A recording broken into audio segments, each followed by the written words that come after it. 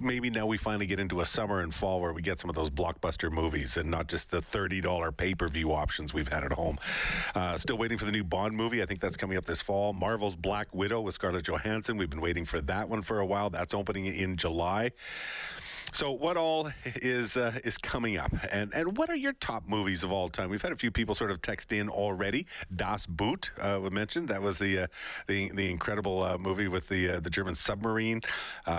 Heavy metal. Somebody put in heavy metal. It doesn't matter whether anybody else agrees with your top movies. They're whatever's good for you.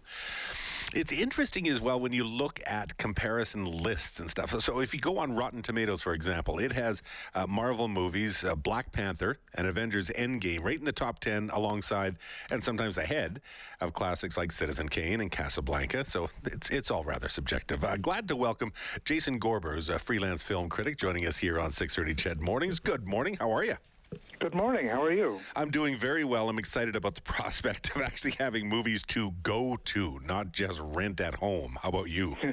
Absolutely. I actually have my second shot, and I have a trip planned to the Cannes Film Festival, so it'll be sort of starting out my festival-going life again in just a couple weeks. Wow, you kind of one-upped me with my trip to the local Cineplex. You just threw that out there, didn't you? I'm going to give a very minor piece of movie trivia before we start. Okay, fair enough. The person who likes Das Boat, I love it. The same submarine is used in Das Boat in another miracle of a movie, Raiders of the Lost Ark. It's the same submarine in both movies. Get out. Absolutely. They needed a submarine. Steven Spielberg didn't want to spend the money, so they used a submarine set already built for Das Boat. Oh, crafty.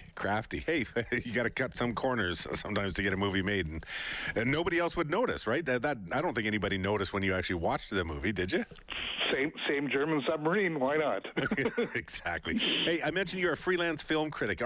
Pretty much all film critics are freelance these days, aren't they? Well, we can talk about the changing landscape of media, but I've been freelance for a couple decades now. Oh, have you? Okay. Sort of a pioneer online. So I've been doing the hustle for a long time. It's never been easy, but it certainly hasn't been easy when there's no movies to talk about. No, but we've been doing what we can here. Yeah, it's been a painful time for people who love entertainment.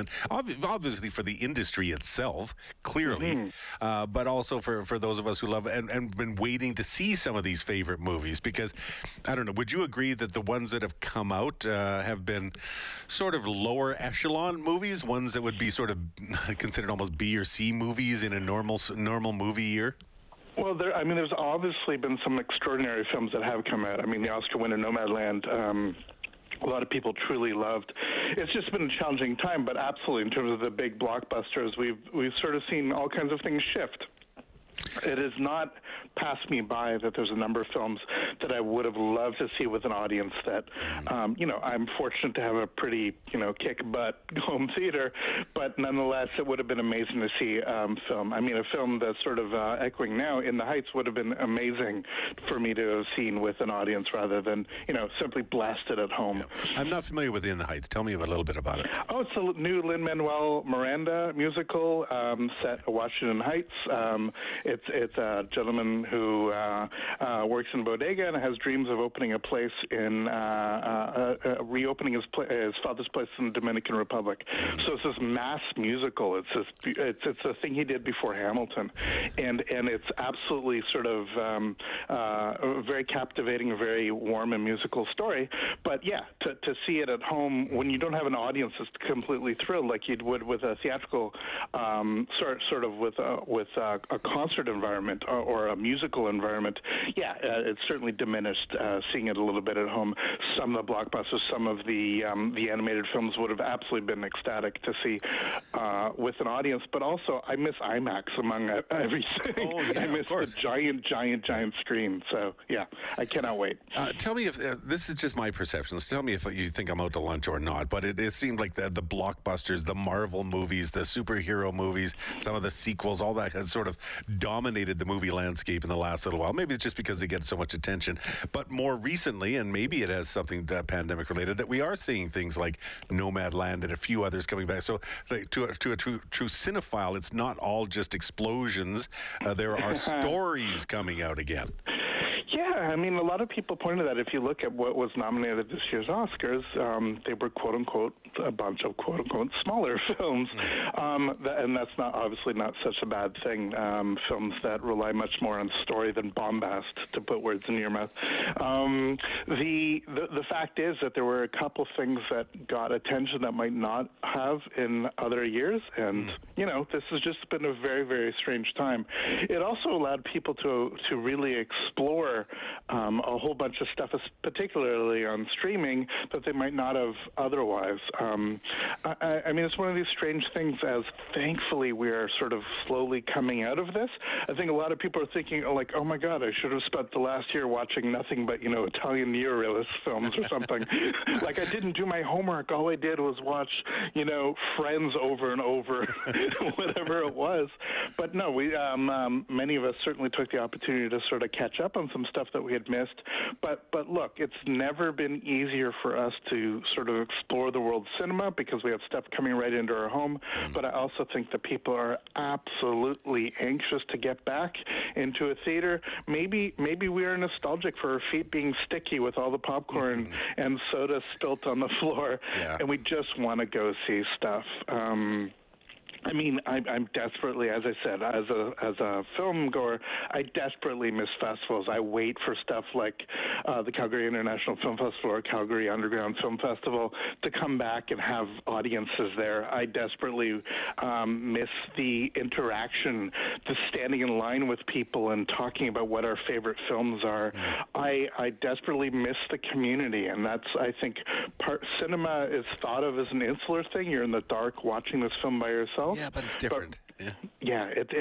Movies are absolutely shaped differently when you see them collectively, and I do hope that we haven't lost that for a generation that are just used now to everything being at a screen at home. I do hope.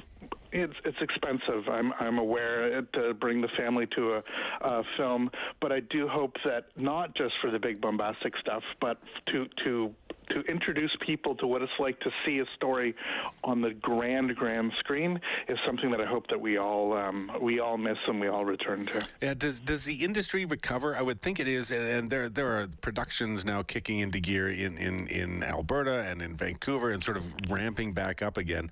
There would be like a pent-up explosion of desire to get out there and start shooting because now they can and maybe have already. So is it likely to recover, or is it just going to be different because that streaming element is still there? You still have to have the productions, but just maybe the delivery is the only thing that's going to really continue to change. We are in a very strange spot, and nobody predicting would absolutely be a fool's errand, but lots and lots of things are absolutely in production.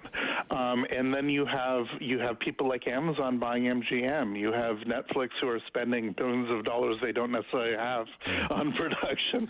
You have this big debate about whether it's going to premiere on streaming or whether there's going to be a theatrical window. That is one of the big things that got negotiated during COVID, is the amount of time between when it will be theatrical in the States at least and on streaming has reduced dramatically because the studios realized that they could just release it in home and weirdly make more profit, right? Because you don't have all the distribution costs and all the profit sharing. The great sort of unwritten rule about most movie theaters is that they make very little on showing the film. It's all the ancillary things. It's you buying the hot dogs and the nachos and the giant tankards of cola that really the multiplex makes its money off of. They're essentially a restaurant business that has an entertainment component. So the studios are navigating all this. But a film like a James Bond, a film like many of the giant Marvel stuff, simply cannot be. As I said, I have a very robust home theater.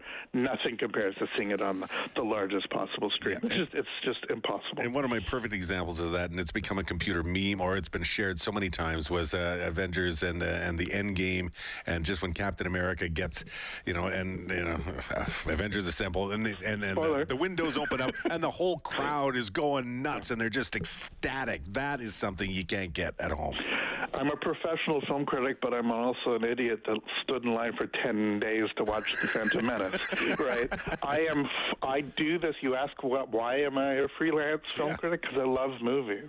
Because my favorite thing in the world is to find something that somebody might not know about and jump up and down and say, hey, go see this. And so I think that there are many, many more people like me.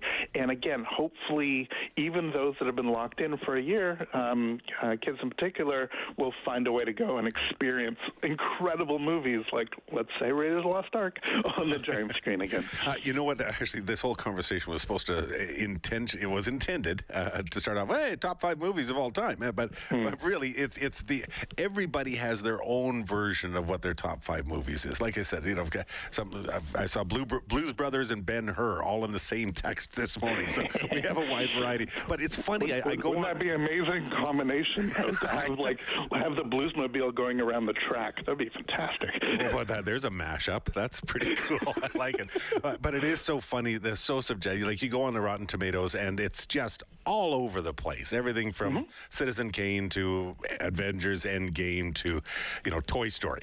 It's all over. It's so subjective. What are your top 3? Oh, Lord. I know. I figured just to be really cruel. Just to be super, super concise, the whole thing that I want to get across is that Rotten Tomatoes, if it's 80% of Rotten Tomatoes, that means 8 out of 10 critics think it's worth seeing. Yeah. It does not mean that all the critics gave it 80% average. That's so fundamental. So some of the greatest films of all time actually have very terrible Rotten Tomato scores, but it means that they're mixed. A film I love that's mixed, I'll give you a Canadian one, David Cronenberg's Crash. It won an award for daring and audacity at the Cannes Film Festival. The festival head of the jury, Francis Coppola, wanted to destroy the film.